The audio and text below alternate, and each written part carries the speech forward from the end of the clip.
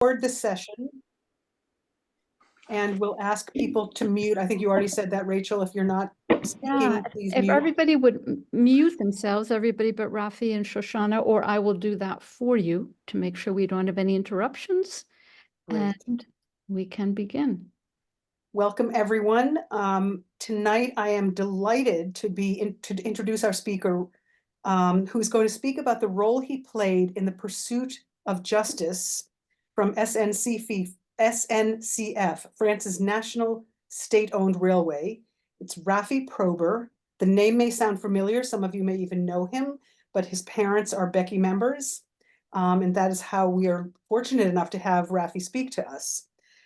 He is a partner at the law firm of Aiken, Gump, Strauss, Hauer, and Feld, where he represents entities and individuals in high-profile congressional and other governmental investigations.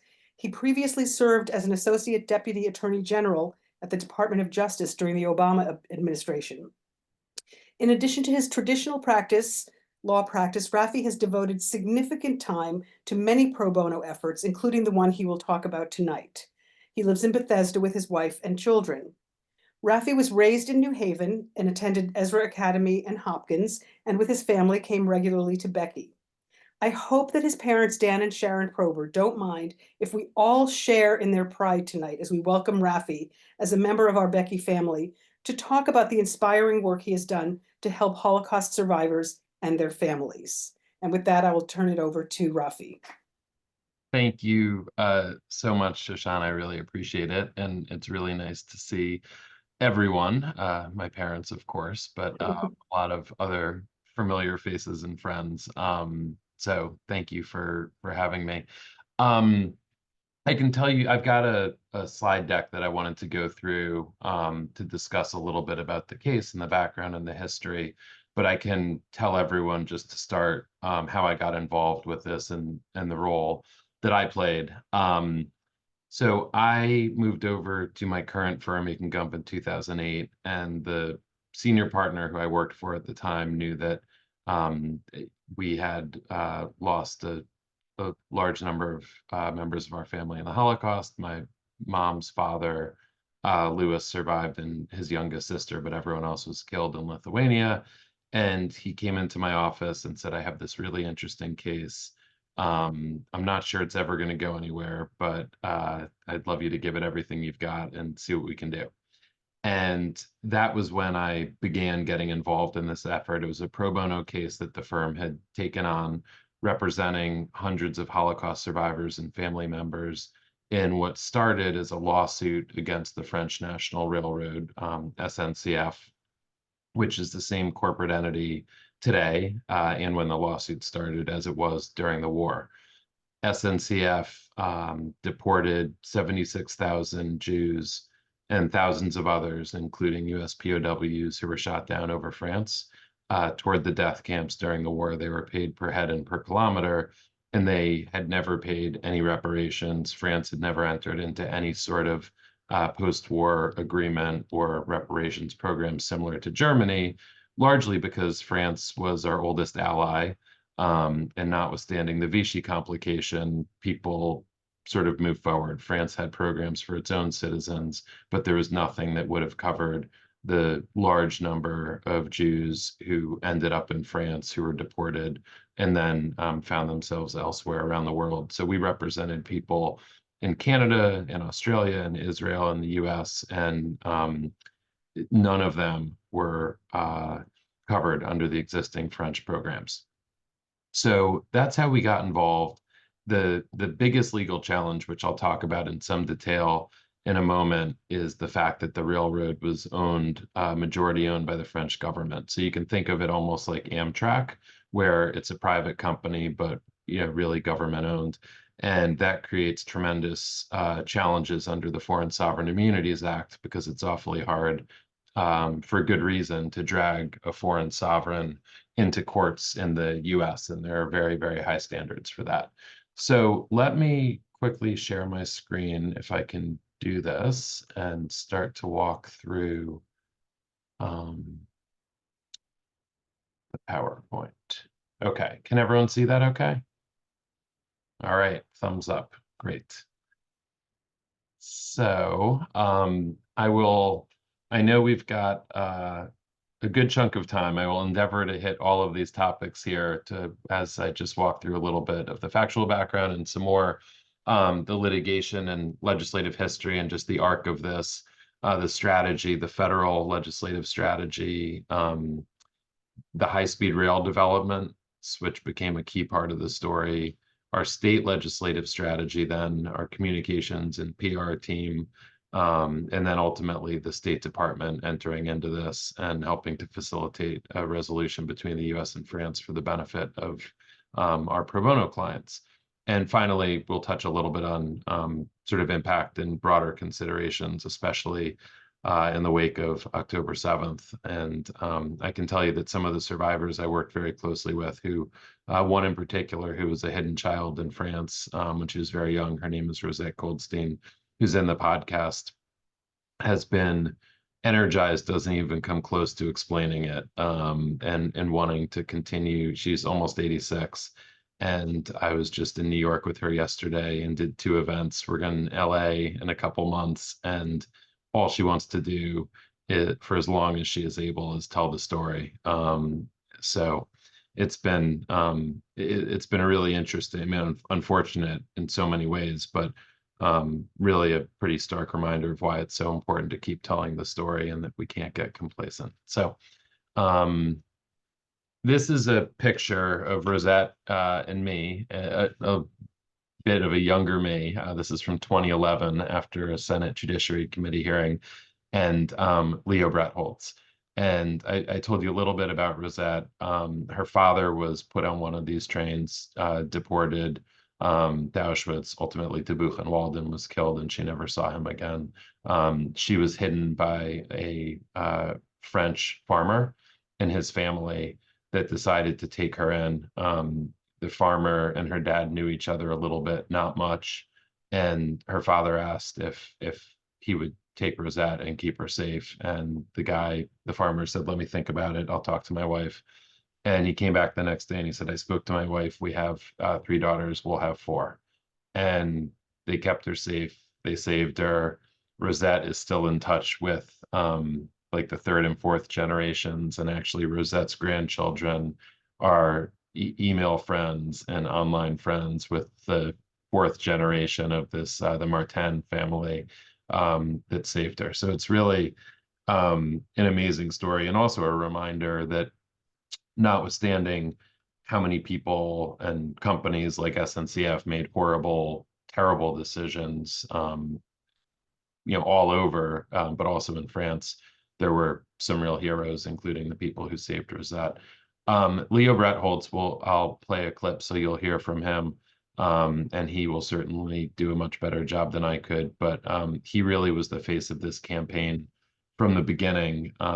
As a 17-year-old, he found himself on a convoy and deported toward Auschwitz. And he and his friend Manfred managed to pry the bars of one of these cattle cars open and jump from a moving train and then run for the next 7 years throughout war-torn Europe, and emigrated to Baltimore, and ultimately really became the face of this campaign and movement. And without him, I don't think any of this would have happened. He ended up testifying in the Maryland legislature twice in front of Congress, and was just an incredible guy. So that's his background. And as I said, this was after, I think probably my dad took this picture, if I'm not mistaken, right outside the Capitol after the Senate Judiciary Committee hearing. So I'll play now just the introduction to the podcast, the first few minutes, which will sort of frame what the story is about and give a little more detail and context to what I just said. And then I'll explain a little bit how I got involved with the podcast as well, and we'll go from there. Oh, sorry. I'm Matthew Slutsky, and this is Covering Their Tracks, the extraordinary story of the SNCF's denial of its history and how storytelling can be used to confront the past and achieve justice. During World War II, France's state-run railway, known as SNCF, transported thousands of Jews to their deaths in Nazi prison camps. We have memories that haunt us and will haunt us to our dying day. They were paid per head per kilometer to transport people, human beings. You must try to get off the train so somebody will remember, somebody will tell the story of what happened to us. I'm announcing my administration's efforts to transform travel in America with an historic investment in high-speed rail. SNCF has never accepted moral or financial responsibility for its actions. And until it does so, it should not be permitted to get taxpayer money. 70 years is far too long to wait for a company to accept responsibility for the death and suffering it caused. Those are the voices of Holocaust survivors, newscasters, lawyers, Senator Joe Lieberman, and President Barack Obama. They're all talking about trains, and that's the story that brings us here. Today, the French National Railroad, known as SNCF, exists as a pinnacle of train travel, a Fortune 500 company. During World War II, however, the railway was complicit in the Holocaust, transporting approximately 76,000 French Jews, in addition to countless others, including American POWs, toward Nazi concentration camps around Europe. Over the next 5 episodes, you'll hear about the clash of business, law, government, corporate and moral accountability, and of a diplomatic crisis that would go to the highest levels of the US and French governments. One man would even manage to leap from one of these trains, speeding towards Auschwitz, and he would ultimately tell the world his story. But to set the table, we're going to start in post-war France.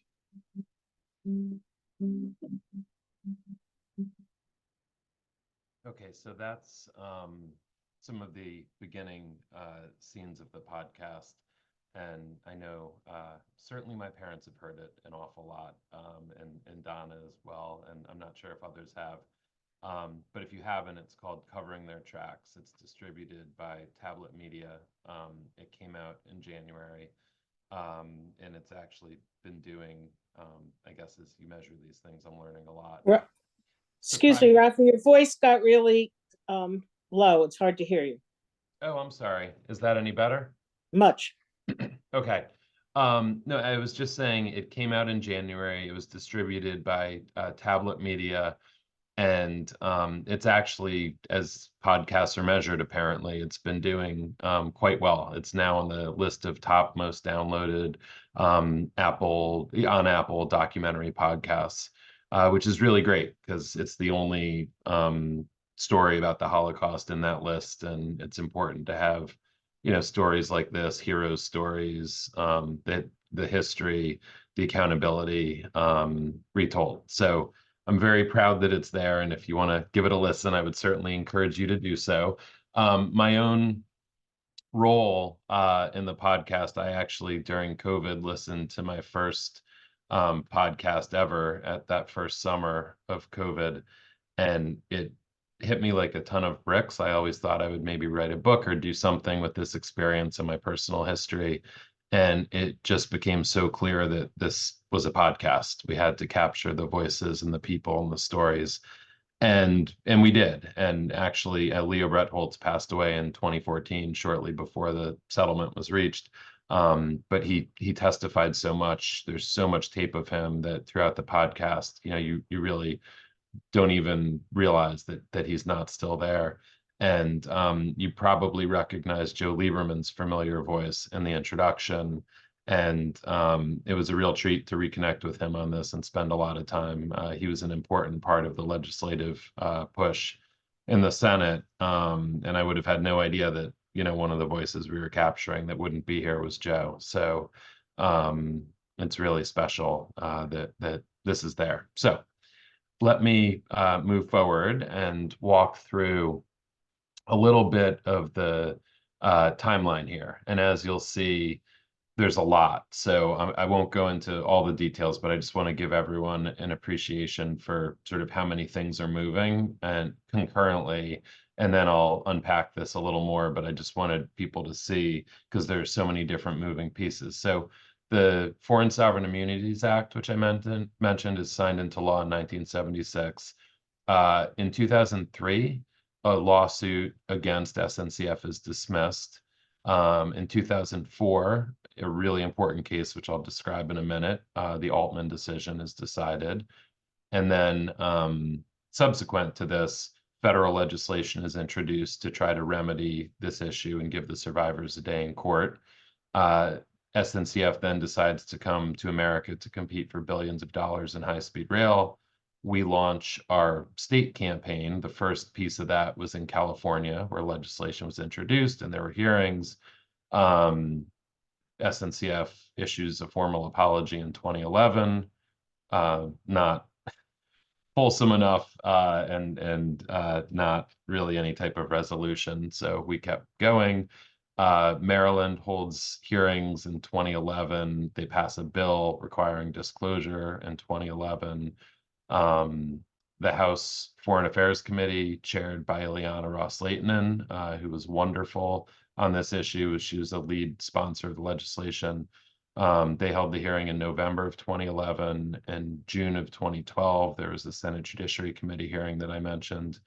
And that's around the same time that the that the State Department negotiations picked up. In 2014, Maryland introduced some pretty hard-hitting legislation that would essentially ban SNCF from doing business in the state if they hadn't paid reparations. And then finally, in December of 2014, France and the US reached an agreement whereby France provided $60 million to the survivors and their family members. And our firm was doing this pro bono. There were no legal fees. The State Department got the money from France and administered it, which was very important to us, that the money not be in France and people didn't have to apply in France, but that the US State Department would be making the determinations. They got the money out as quickly as they could to survivors and family members. So that's the short version of a long history, and I'll talk a little bit more about different pieces of that now.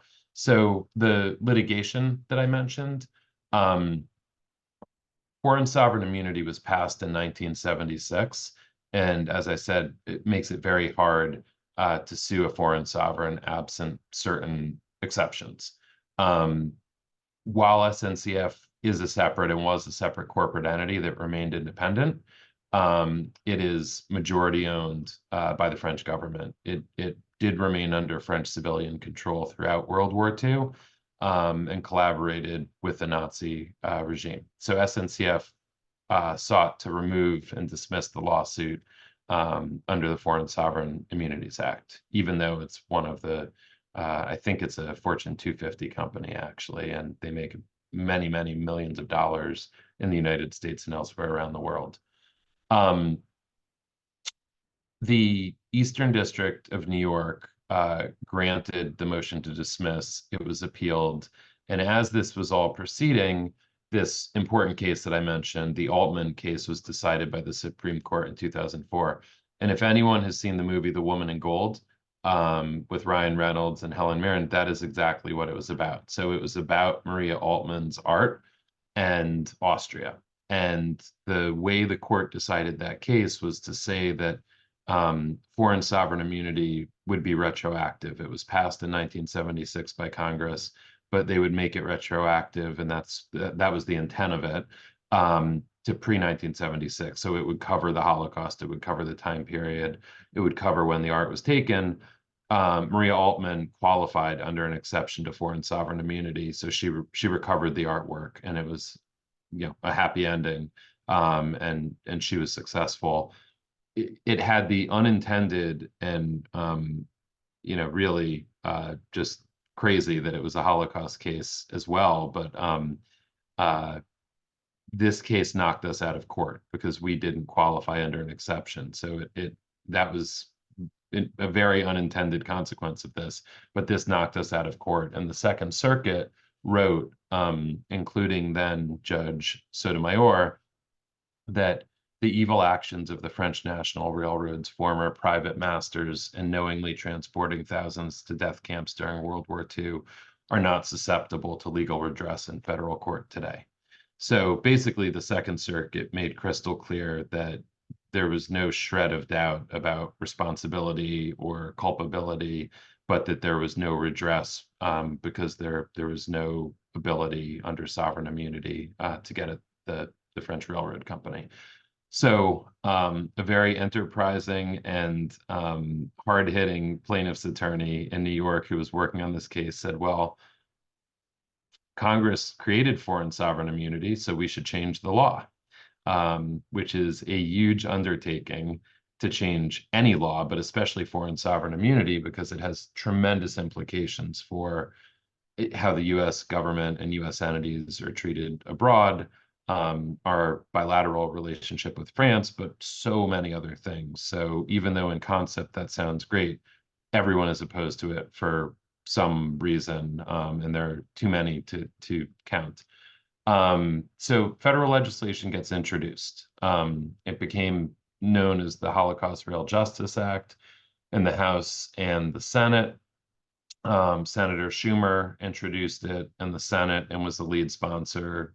Joe Lieberman was one of the first co-sponsors and was critically important. And for those who know his former chief of staff, Clarine Riddle, whose son was in my class at Hopkins, she was terrific and incredibly helpful and opened doors to other offices. And Hadassah was great and got to know Leo really well. And they cared a lot about this case and really did everything they could to try to help push it forward.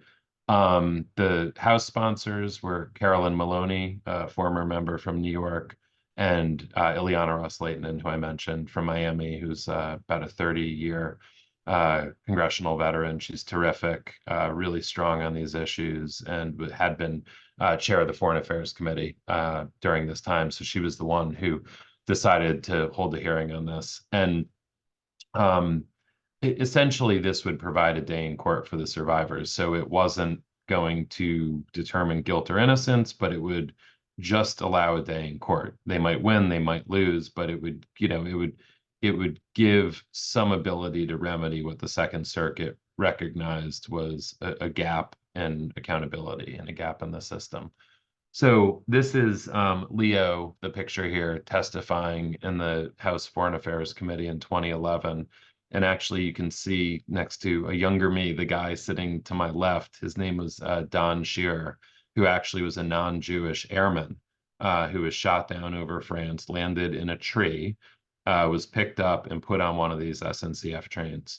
So he was a part of this case and movement as well. And it really is almost the stuff that movies are made of, that you have a guy who jumped from a moving train and a guy who was shot out of the sky sitting in front of Congress, asking for redress. And it really was about telling the story and building momentum and giving Leo and Rosette and Don and everyone else a platform to tell the story. Because once people heard the story, they realized that something had to be fixed, and it was going to be really hard to fix it, but it had to be fixed.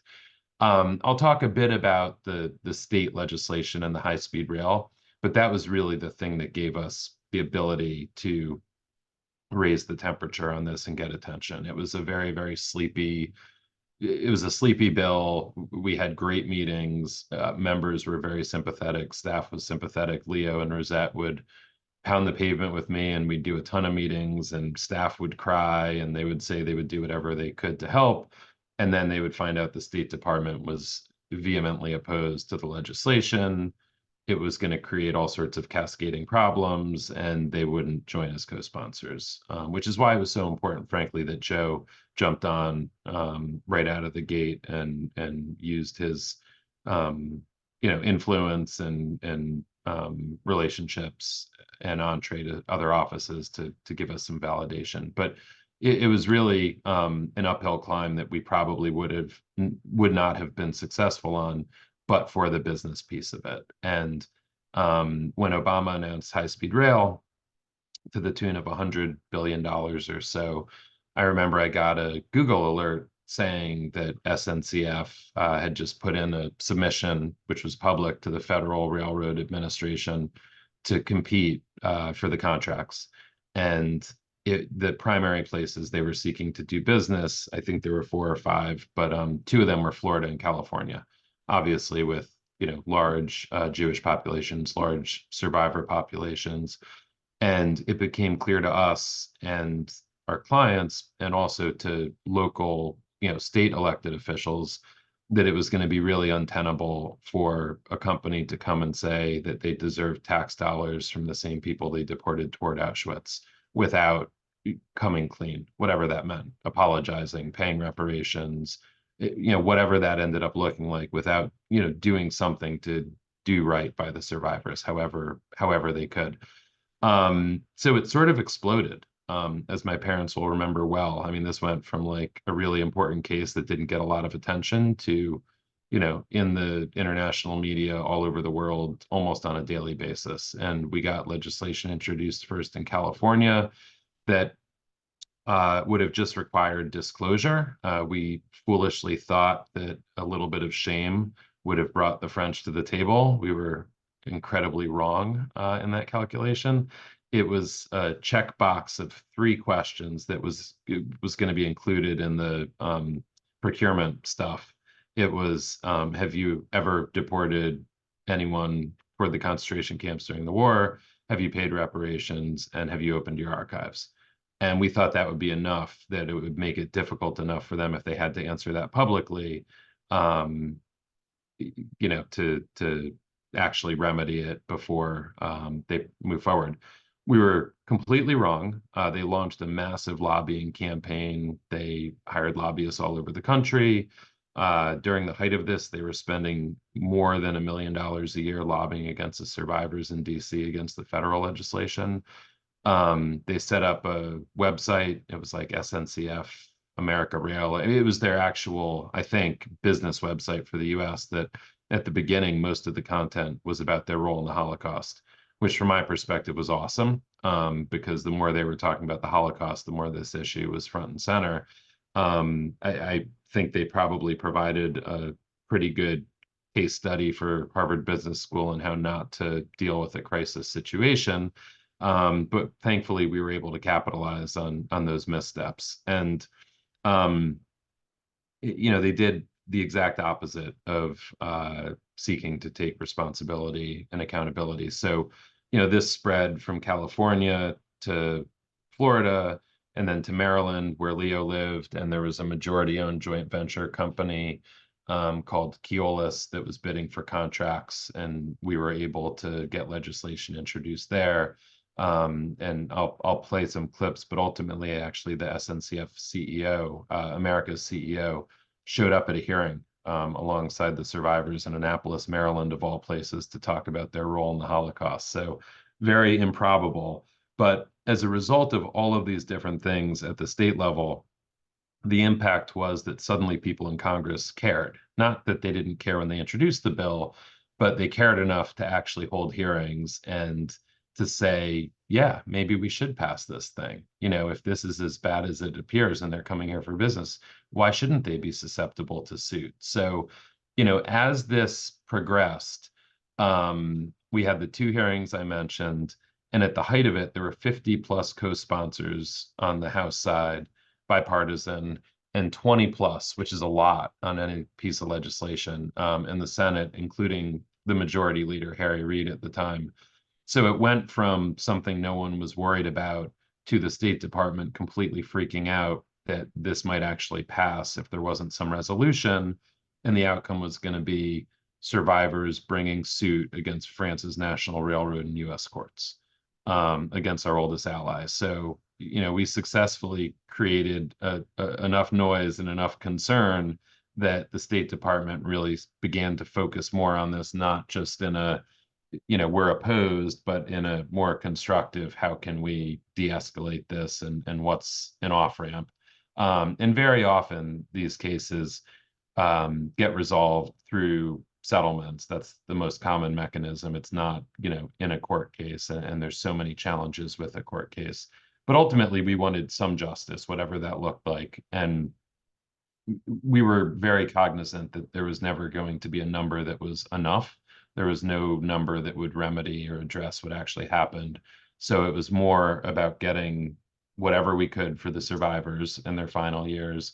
And also just a statement from France and from the French railroad company that they did something terrible, and a statement of real contrition, which is, those are Leo's words. That's what he would say all the time. And that's really what he wanted. It was, for him, it wasn't about the money at all. And he actually was uncomfortable about the money. You know, he understood that that's how companies say they're sorry, but he wanted no part of that. He just wanted, he wanted the record to be really clear about what happened to him and his family and his friends. And, you know, just yesterday I was with Rosette doing an event talking about this, and, you know, she says every time, and she means it, and this is why she's continuing at almost 86 to crisscross the country telling the story. You know, she said, I have 76,000 souls on my shoulders, and it's my job to tell the story. So, all right, now let me play. This is Leo in front of the House Foreign Affairs Committee. I'll play just a few minutes of his testimony so you can hear what it was like for him and being on one of these trains. SNCF deported 76,000 Jews on those trains, including over 11,000 children. They would count us off, 50 into each cattle car. In the car in front of me, a family was counted off, and the 51st person was a young son. The boy began to scream, and the father pleaded to allow them to stay together, but with cold precision, the boy was shoved into one car, his family into another. I believe that was the last time they saw each other. For the entire journey, SNCF provided was one piece of triangle cheese, one stale piece of bread, and no water. There was hardly room to stand or sit or squat in the cattle car. There was one bucket for us to relieve ourselves. Within that cattle car, people were sitting and standing and praying and weeping, fighting, the whole gamut of human emotions. My friend Manfred and I began to try to escape. Many in the cattle car, fearing the gods would punish everyone if we were found out, urged us not to even try. I also was beginning to doubt our plan when an elderly woman on crutches spoke out. She wielded that crutch like a weapon, pointed it at me and said, "You must do it. If you get out," she said, "maybe you can tell the story. Who else will tell the story?" I can still see her face and hear her voice today. Manfred and I set out to pry apart the bars on the windows. First, we tried belts. They slipped off. Then someone suggested we dip our sweaters into the human waste on the bottom of the car. We kept twisting the wet sweaters tighter and tighter like a tourniquet. The human waste dripped down our arms. We kept going for hours until finally there was just enough room for us to squeeze through. It was night. I went first, and Manfred helped me climb out the tiny window, stand on the small ledge on the outside of the car. He followed me, and we held on tight so as not to slip and fall beneath the train, and waited for it to take a curve and slow down. Then we jumped to our freedom. Of the 1,000 people with me on the SNCF convoy number 42, only 5 survived the war. If I had not jumped from that train, I wouldn't be here today. It is my duty to speak for those who did not survive, such as the old woman who emboldened us to escape, and for my family that did not survive.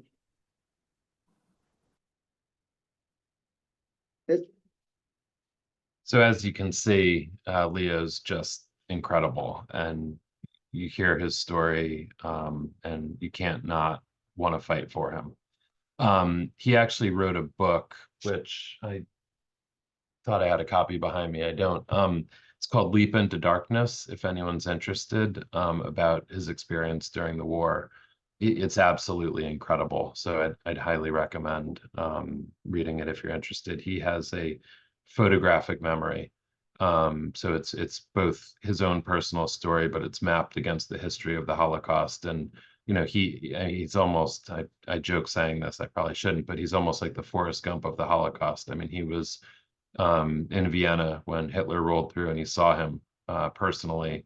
He saw Kristallnacht. He jumped from a moving train. I mean, he was sort of crisscrossing Europe, trying to stay one step ahead of things, and was a witness to so much. So it's really an incredible book if people are interested. So I mentioned the California bill already. If anyone's curious why Governor Schwarzenegger would have vetoed it here, I can tell you the inside baseball story is that the legislation was written inartfully and broadly enough to capture other conduct during the war, including it mentioned broadly deportations. And I believe it would have reached Japanese conduct during the war, including with US POWs and comfort women and things of that nature. So Schwarzenegger was in talks with Japan and for high-speed rail, and Japan was looking at potentially loaning money to, I think, a then bankrupt or close to bankrupt California, and ultimately the bill was vetoed. So to my knowledge, not for any reason related to the Holocaust or to SNCF, but something unfortunately just sort of a practical political reality. I'll play just a quick clip. This is Bob Blumenfield, who's the former California Assembly member, current member of the LA City Council, talking about how he got involved in this case in California, and he led the charge on the legislation in California for us. I remember there was a person who was a Holocaust survivor who would literally have this new railroad going through practically his backyard. And the thought of that was just unconscionable to me. That's former California State Assembly member, Bob Blumenfield. Especially as I learned more and more about SNCF's role and their failure to take responsibility for that role. I started asking the question, why have they never been held accountable? Okay, so we'll move over to Maryland, which is where really the bulk of the fight occurred, mostly because it was Leo's home state. And, Leo was really, really well known in Maryland. He spoke in schools. He was on the local news all the time. I mean, he was a bit of a local hero of sorts, and everyone loved him. So the first hearing, the first piece of legislation it was a disclosure act requiring SNCF to open its archives and to make public its records, to digitize any records in order to bid for this contract. And it was, as I mentioned, it was a majority-owned joint venture of SNCF that was involved in bidding for the MARC contract. And if anyone knows the trains around DC, the MARC is the line that connects DC to Baltimore. So this actually passed almost unanimously in both the Assembly and the Senate in Maryland. Governor O'Malley signed it into law in May of 2011. Shortly thereafter, SNCF put out a press release touting a new age of transparency, that they had decided to donate their archives to the Shoah Memorial, Yad Vashem, and the Holocaust Museum in DC. They did not mention that they had done this in order to comply with a bid, which is fine. It's still a good development that they did that. They ultimately didn't get the contract, which I think is important because they saw the writing on the wall that this issue wasn't going away. And I think ultimately, this call for accountability was costing them a whole lot of money, which is why ultimately France reached out to the State Department and asked them to intervene. The 2014 legislation, which I mentioned before, was actually going to require SNCF to pay reparations to survivors in order to be eligible to bid for the Purple Line contract, which is sort of a light rail contract around DC. And there was a hearing in March of 2014. That was a Monday, March 10th. Leo was set to testify. He passed away on a Saturday before the hearing. And I was talking to, and he had been the face of the whole campaign. By that point, we were, a year plus into negotiations with the State Department. It seemed like something, would be achievable, hopefully. And Leo died, and Rosette Goldstein and I were on the phone that Sunday after he passed away, which would have been the 9th. And, I said to her, we were telling stories and laughing and crying and doing, I guess, an early Shiva. And I said, I don't see a way that we can do this hearing on Monday. Leo's not here. We need to regroup and figure out, what this looks like and how we're going to push forward. And it was like a switch was flipped. She said, "Are you kidding? If he was alive, he would kill you if he heard you say that." She lived in Florida. She said, "I'm getting on a plane. You're going to help me find a flight. I'm going to be in DC this afternoon. You're going to pick me up at the airport, and I'm going to be there tomorrow to testify for him. And we're going to get this thing finished." And that's exactly what happened. And she picked up the baton and ran through the finish line. And it was just incredible. And they had, I mean, they were sort of became like grandparents, the two of them. And Rosette still, I mean, when she comes now to visit and speak and do things, we just did an event at the Holocaust Museum in April. She stays with us. So my kids have gotten to know her really well, and she's just wonderful. But she and Leo had gotten really close too, and they would often talk on the phone and just discuss life and the case and everything. And I think Rosette felt a real obligation to see this finished and to see his work finished, which was pretty amazing. So I'll play this clip. This is actually from the 2011 hearing. This is the CEO of SNCF America, Dennis Dutay, who testified, and it was remarkable that he showed up. Maryland, the state didn't. I don't think they do still, but they did not at the time have subpoena authority. So they would have had no way to compel him to be there. He voluntarily came, which ended up being one of the biggest mistakes in this whole case, to sit down in front of this audience with Leo Brettholtz sitting behind you and have to answer questions about what you did during the war and how much you were paid. And, I don't know if it was bad advice or overestimating how convincing they could be, or I'm not sure what the thinking was, but it was really quite a gift that he was there, and this helped to propel the press. It helped to propel the federal legislation. It makes for some good tape in the podcast, so I'll play that now. The state of Maryland does not need to impose a law on SNCF or on Keolis to discuss these issues with us. We are here to discuss them with you.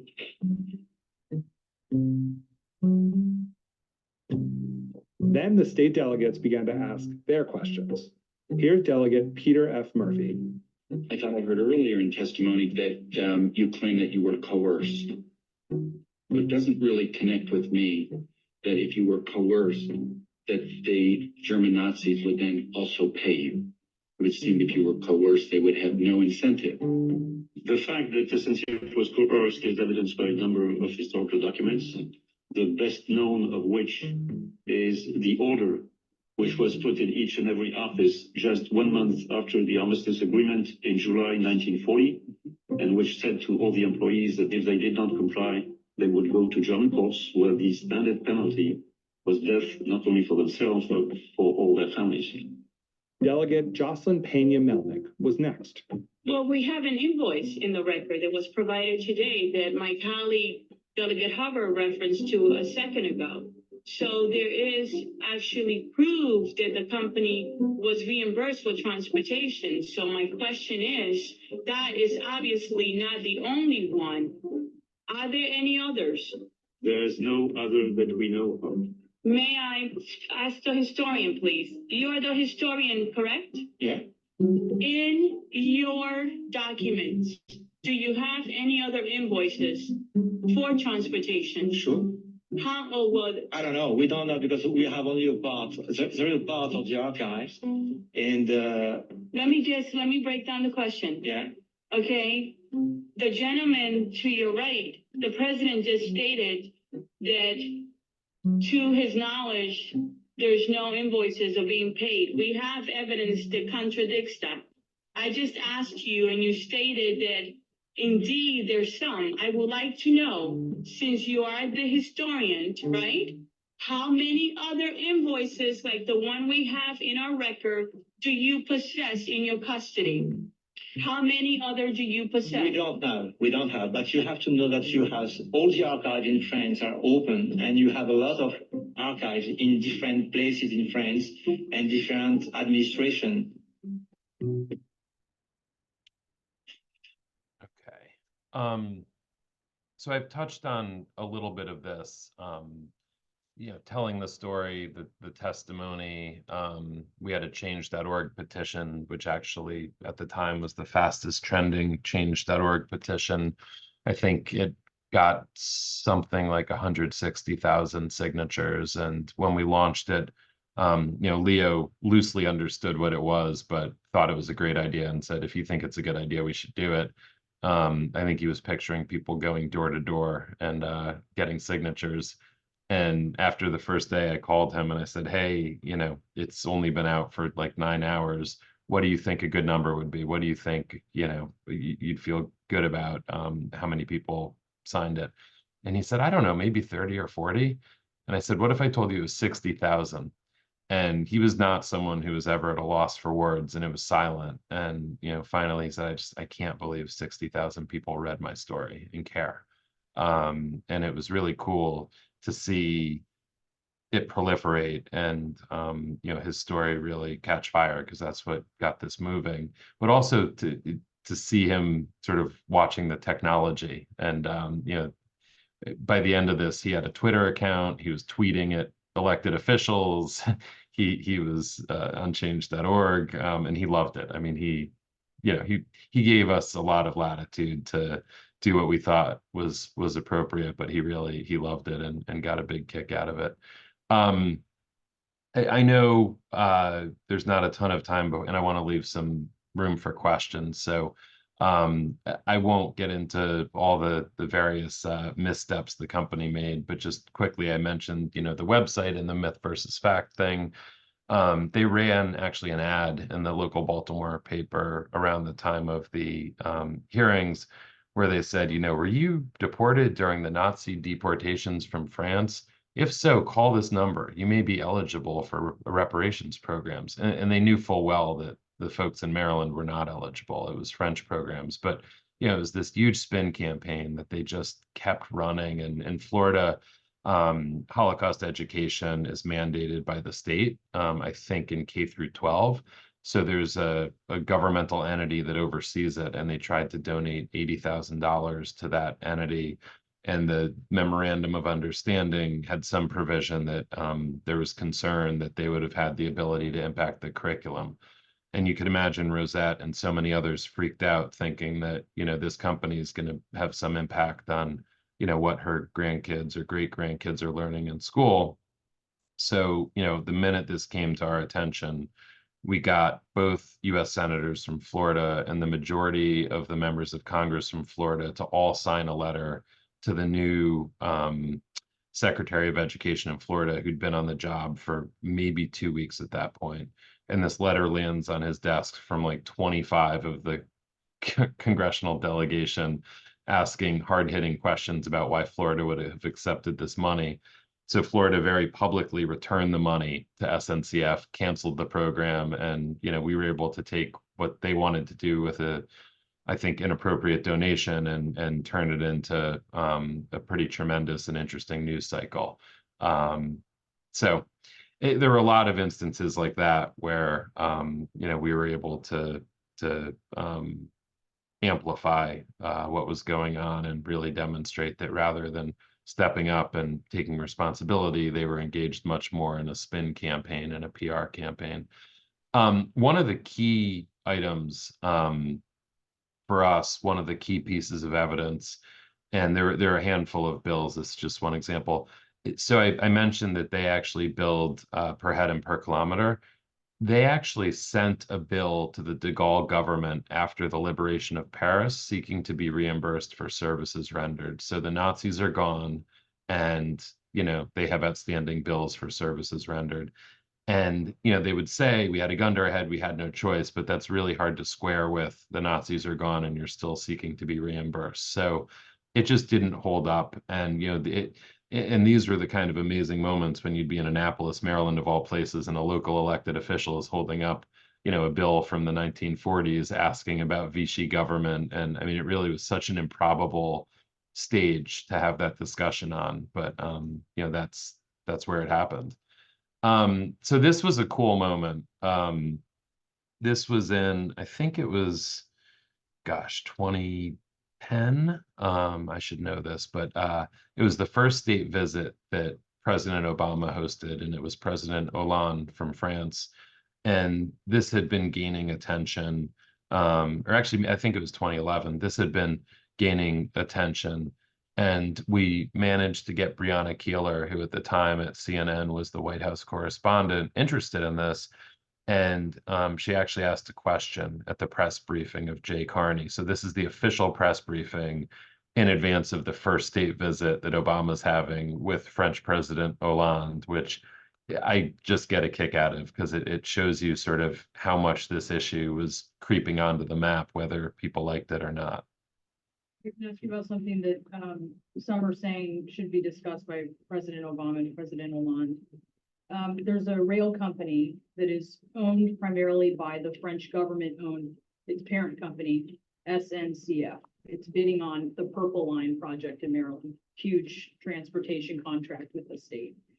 And historians say that SNCF carried Jews and other Nazi prisoners to the French-German border on the way to concentration camps. And now there's critics, Democrats and Republicans in Congress, in the state of Maryland as well, who say that the rail company under this company, I know it's somewhat convoluted, should be paying restitutions to the victims if it's going to be allowed to bid on a contract because it's U.S. taxpayer. Is this something that President Obama will address with President Obama? I'll have to take the question generally, and when it comes to the specific question about what they're going to discuss, I would wait for both presidents to read out their discussions to you. So I don't have a preview. Obviously, we have a broad and deep relationship with our oldest ally, and there will be many issues that the two leaders will discuss. On the broader question, it sounds like maybe Department of Transportation and others may be of more help to you, but I'll have to look into it. It's actually a state issue, but Or now state. Brianna, I just confess I'm not familiar with the details of it, so I would hesitate to provide an answer and just take the question. So that was just a wonderful moment where, it sort of confirmed that all the legwork we had been doing, and it really was like building blocks, at the state level, federal, telling the story, the press, but, you sort of see that asked in the room in connection with the official state visit, and you realize like this is reaching the level where something's going to have to happen. And so in the middle of 2012, I got a call from Stuart Eisenstadt, who many will know, Ambassador Eisenstadt. He's been serving in many governments and administrations over the years, really decorated public servant. He's been responsible for every major Holocaust agreement the U.S. has ever entered into. And France reached out to the State Department to try to open a dialogue to try to resolve this. And Stu was brought in as a special ambassador to help negotiate this on behalf of the United States. He reached out to me. I, of course, had to pretend like I was expecting the call, which I had no idea what to do with, but I, very convincingly said I appreciated it and we'd, be open to a discussion, not knowing where that would lead or what would come out. But over the course of the next year and a half, we kept pushing really, really, really hard on all the state legislation, on the contracts, on the federal legislation. We knew that if we let up the pressure, this thing wouldn't happen. And, we needed to keep the pressure up to give Stu a stronger hand to negotiate a better resolution for the survivors. And there's a great moment. They were in Paris with the U.S. delegation toward the end. And there was a lot of disagreement over the breadth of the resolution, and none of these resolutions are comprehensive enough. They all leave people out. No resolutions have covered heirs before. So there's a real challenge here that this was coming in 2014. there were so few survivors. How could you have a meaningful agreement if you didn't cover heirs in some fashion? So Stu and the US delegation were over there, and we actually got like 25 members of the New York Assembly to send a letter to SNCF in Paris, basically saying like, we're about to launch a campaign in New York similar to Maryland and Florida and California. And Stu called me incensed. And I don't know if there are other people in the room or there are always sort of like three-dimensional chess games going on. And he was screaming at me, telling me that I had embarrassed my own government and how could I do this to the US government, and they were negotiating with their counterparts and in good faith, and they have to read in the press that this has happened. How could we do that? And he paused, and I said, Stu, I hear everything you're saying. I trust that if you were really upset with me, you would tell me. And he said, yes, I would. So we all had our role to play. Like, our job was to push as hard as we could, as aggressively as we could, to give him the ability to push as hard as he could, to get this to the best place possible, which is what we all did. And I've done a few panels with him where he actually laughs about that now. And, I think he understood even in the midst of this, and, really was trying, I firmly believe, to do right and do the best he could by the survivors. So this is a picture from December of 2014, the US State Department, in the treaty room. That's where the agreement was signed. I was there, my parents were there. It was a pretty amazing moment watching this happen. Rosette Goldstein was there. I mentioned the passage of time issue. The standing in the shoes concept was really interesting. So I noted that we couldn't have heirs covered, and that would be a precedent that France wasn't willing to set, because they'd never done that for their own citizens. And their whole touchstone on this was that they couldn't do anything more for the US than or others around the world who were covered than they did for their own citizens. So we came up with a very creative solution where we said, look, it's not paying heirs. If this program had been in place in 1948, when the French program was put in place, there would have been all of these otherwise valid claims, because there would have been survivors who were alive. So you're not paying the heirs, you're essentially having someone stand in the shoes of what would have been a valid claim. It doesn't matter if it's the heir, it could have been a neighbor who they gave power of attorney to, it could have been the executor, it doesn't matter. It's really recovering for the claim that would have existed and should have existed if there was a program in parity with what the French had. In practice, it covered a lot of heirs and brought in the umbrella of people who were eligible, which was great. And that was our objective. We wanted to push it out as wide as we could. There were many, many people who were not covered, which is incredibly unfortunate and is still really painful. But, if we had not jumped on this at the moment we did, given all the pressure that had built to get to here, I don't think it ever would have happened. So, it was a hard decision to say, we're going to take something that's imperfect, but probably the best we can ever do, and we're going to feel good about it, or the best we can. So the agreement itself provided $60 million. This is just, some of the text out of the agreement. And, the notion that the French ambassador for human rights was sitting there signing this was pretty powerful. And it really said something that we had gotten to this point, and that France, took the responsibility. And it was an apology, and it was wonderful. But actually, 2017 really was the apology that Leo, I think, had been waiting for. And that when Rosette and I read a speech that President Macron gave, and that's actually the next slide, so I'll get to that in a moment. When we read this speech, we both had the same thought, that this is what Leo had been fighting for the whole time. So let me just touch on this quickly, and then I'll go to that speech. So a lot of the things that came up throughout this case with kind of broader applicability are obviously corporate accountability generally, which I've used in my practice, and I've been able to scare some clients straight when I say, listen, if because I'm on the defense side usually, let me tell you how this could go if you found someone who really wanted to dig in on this issue on the other side of it. The Dutch Railroad in 2019 proactively entered into a settlement with Holocaust survivors. And one of the senior executives in the article was quoted as saying, "We followed the SNCF case very closely, and essentially we wanted nothing to do with that," and which was pretty cool to hear that that it had that impact. And of course, the terrible rise of anti-Semitism, in France here and elsewhere, is something that was sort of part and parcel of this case, and is covered in the podcast as well, and just why it's so important to keep telling the story. So if you'd like to read quickly, these are just a few quotes from the Macron speech I mentioned, which was incredibly powerful. It was on the anniversary of the Veldiv roundup in France, and it's the most fulsome, honest owning of French history and the role and the Holocaust that I've ever seen.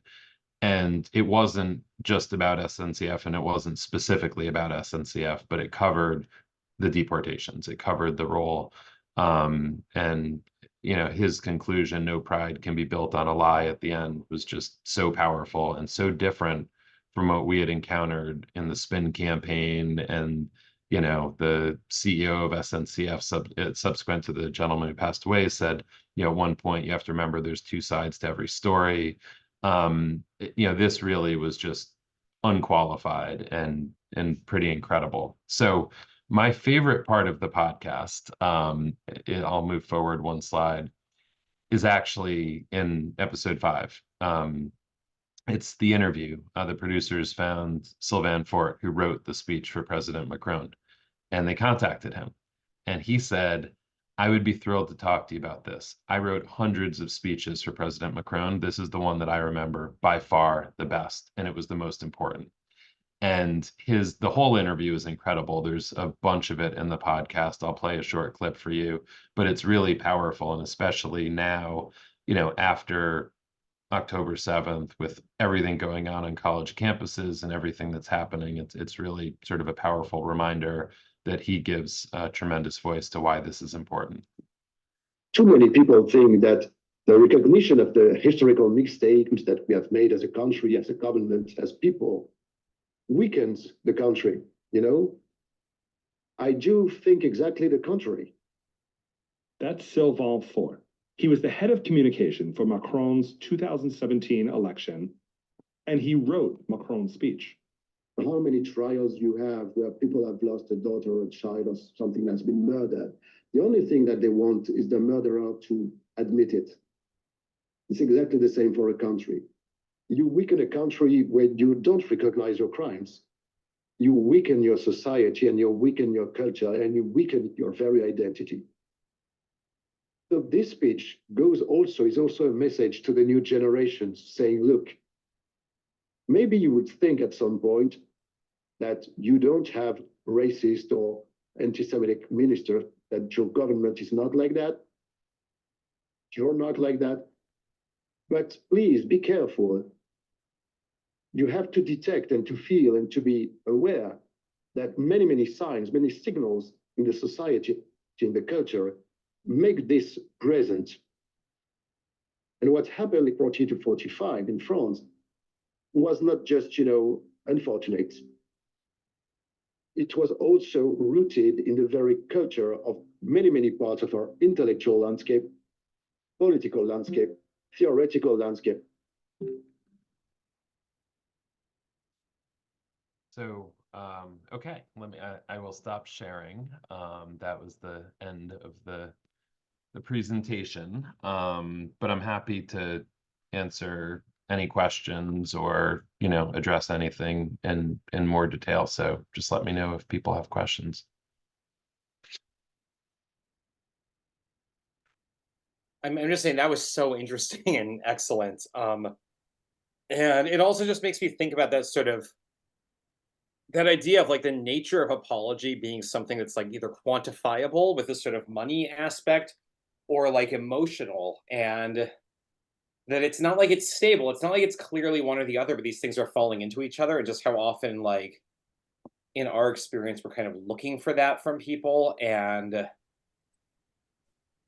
and we have a sort of ambiguous feeling about this anyway, which sort of comes out in these things. And I Yeah. don't know, I was thinking about that. No, it's a really good point. I mean, to me, I would have taken, if I had to choose, the Macron speech and the speechwriter's explanation and description over almost any amount of money. Because that, I mean, you can just feel it. It's so heartfelt and it's so real. And, that's what we failed to get, even though SNCF, quote, apologized in 2012. I think the language was something like, we regret the consequences of our actions, lots of passive voice, lots of qualifications. And, that doesn't feel good when you're Leo or you're Rosette. That's not what you're looking for. Rafi, do you think they would have made this agreement if they hadn't wanted the contract for the rails? Zero chance. No. Nope. Which is too bad. I mean, it's a real shame that it took that to bring us to the right, or to a conclusion. But yeah, that we were like swimming upstream the whole time. And it wasn't until the business angle intersected with this that we were really able to get some traction. Rafi, can you talk a bit about Klarsfeld's role in this? Because it seems to have changed from his being this amazingly respected person. And, I met him here, I met him in France a number of times. And the last time I was there, they said that he actually worked for the railroads as an attorney. Yeah. I think that was rumor, and I don't like to repeat it at all without knowing Emmis. Yeah. So I don't know. I mean, I know of like the work Klarsfeld did, obviously, and the import. What I had heard is that his son worked for SNCF. Oh, maybe that's what it was. Yeah, I had heard the same thing, but I'm not sure. I think that my general impression is that there was a desire to sort of move on. Like, we've accounted for what happened. We've put up memorials, we've given some speeches. Let's move forward. Like, why are the Americans mucking around in our business? But I'm sorry if you can hear my daughter has some friends over for a sleepover. It sounds like there's horses running around outside my office right now. But yeah, I'm not sure. I mean, it was really interesting, just sort of societally, how we were viewed. We didn't have a lot of support within France, for sure. I mean, until you sort of hear this speech and you recognize that, it was the right thing. But the French were very happy to go on as they were and not have the Americans, intervening in their history and in this. And even a lot of the Jewish groups here, it was, I don't know, maybe I should have understood how complicated the Jewish architecture of groups is, but I didn't. I invited the heads of all the major Jewish organizations in DC to the firm one day. I picked up Kosher Deli and I thought, we'll have a big lunch. I'll tell everyone about this really amazing case and they'll all support us. And one by one, we went around the table and like every group had their own thing. Well, we're focused on Israel, or we're worried that this is going to lead to increased, anti-Semitism, and things are complicated enough in France. But good luck. We hope you're successful. We think you're doing really good work. We're just not going to, like put anything on our letterhead or, call any members of Congress or do anything. So we really didn't have much institutional support. I think if we had, it might have been different, frankly. And maybe we would have made headway even without the business angle. But there was a large desire, and I don't know if it was because it was France versus somewhere else, but there's a large desire not to like open this history up. And we were able to do so because of the contracts, but we really kind of did it on our own. Rafi, I'm just wondering if Rosette and or Leo have families, children. Yeah. Yeah, they do. So I've gotten to know Rosette's kids a little bit just over the years. And actually last night, we had an event at my law firm in New York, and she brought her 5 grandkids and like all of their spouses and significant others. And it was really awesome. And Leo has a daughter who's fantastic, who I've gotten to be pretty close with her and the husband. And they've all loved hearing the podcast. Like Leo wanted his story told. His daughter is so thrilled and is really, really happy, and actually would love to see it made into a movie. So that's kind of the next thing we're thinking about. And so if anyone has any ideas, let me know. We're having a couple conversations, but you know, it really, like Leo's life really is sort of merits a movie, and I think she, you know, would love to see that. So she's just really happy that more people are hearing his story and, you know, learning the history. Rafi, can you hear me? Yep, I can hear you fine. Okay. This is a slightly aside but connected, which is you had among your lists others. And the one that I was going to actually ask you about is the Dutch railroads, which were equally complicit, you know, gathering everybody into Westerbork and from them putting them on Dutch trains and off to their deaths. Has any continuity been done, or is you know that's it ends, which is great, with France, which had a much larger Jewish population than Holland did, but still, I mean, they were equally complicit in what they did.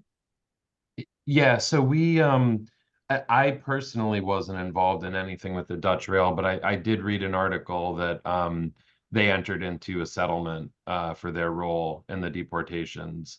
Also, It after what one of the executives said was, after seeing this case and the evolution of this case, I think they proactively decided to do that. That's what was reported, at least. okay, thank you. Yep. Thank you for your talk. It was really amazing and so interesting. Oh, thank you.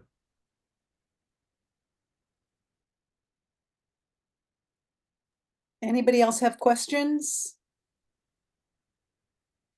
Rafi, this was amazing. And I have to say, I'm thinking as I'm listening to you, and I understand the number of years that you put into this while you were raising a family, doing your job, trying other cases, etc. It's really remarkable. And I think everybody here understands the importance of the work you did. And I'm so glad that the story is really being told. And everybody needs to tell their friends to listen to the podcast. Yes, please. And it's apparently it's very important too, if you do listen, to give it however many stars you think are appropriate, and to review it. Apparently that matters a lot in podcast world. So thank you. Thank you very, very much. And we really appreciate your talk. It was wonderful. Great. Well, thank you. Thank you. Good night, everyone. Good night.